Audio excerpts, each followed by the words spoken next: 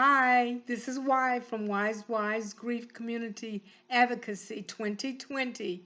And I just got on today because I've just finished listening to some ladies talk about grief altars. And while I was preparing an altar also in preparation for the event tonight.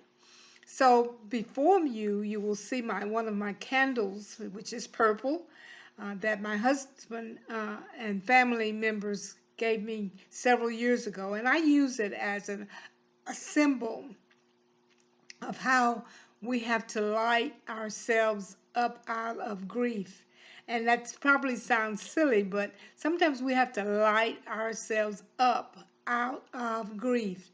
And today I'm just thinking about how important it is that we continue to speak our family's names, our children, uh, which is Leslie Michelle, my husband, who is Silas, Honey Size, I like to call him, as a way to come through and really to present your ministry.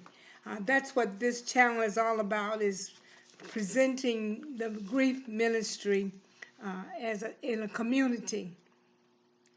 And so many times we have to depend on several different things in order to get over our grief mountain. I shared with the ladies from Seattle today that we have to realize that sometimes we will be at a mountain and we will get the strength to say move mountain, and then there are sometimes we just stand there and realize that we're in a valley, and it may take us a little while to get out of the valley.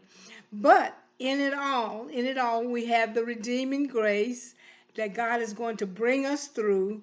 He's going to continue to keep us and guide us.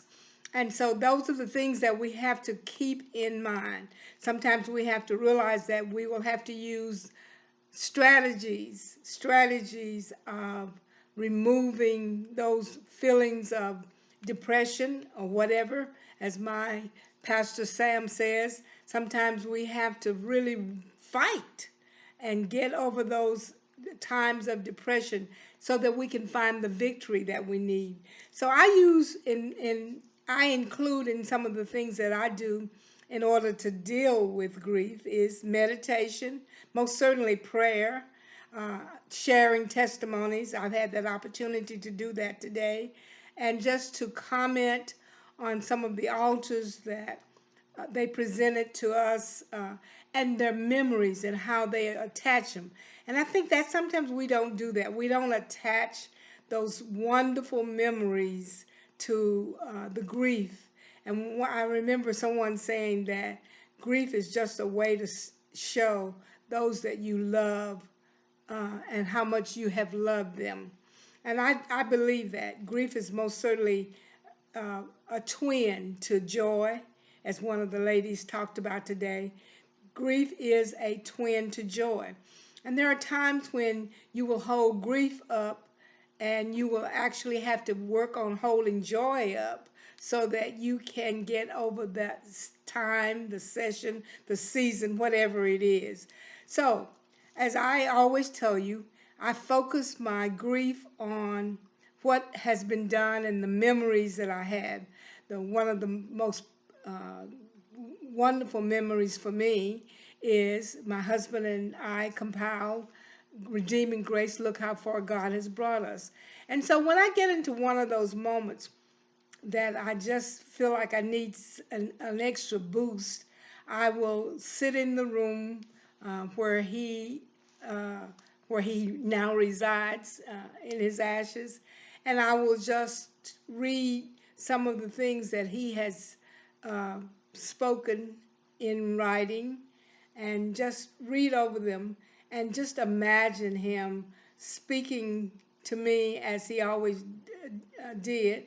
And I'm fortunate enough that I have several recordings where he was working with the prayer group, our 6 a.m. prayer group, and how he would make statements or he would read scriptures.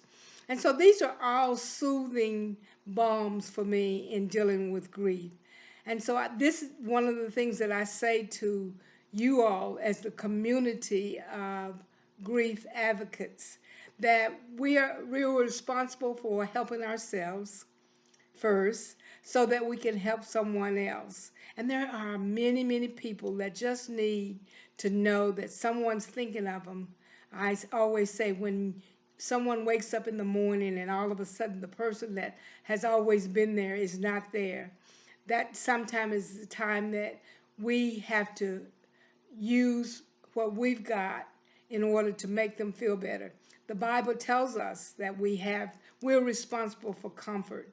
So that's the end of the time that I wanted to spend with you today. Again, I'm Wise Grief Community Advocates 2020. Have a wonderful day. I'll see you the next time.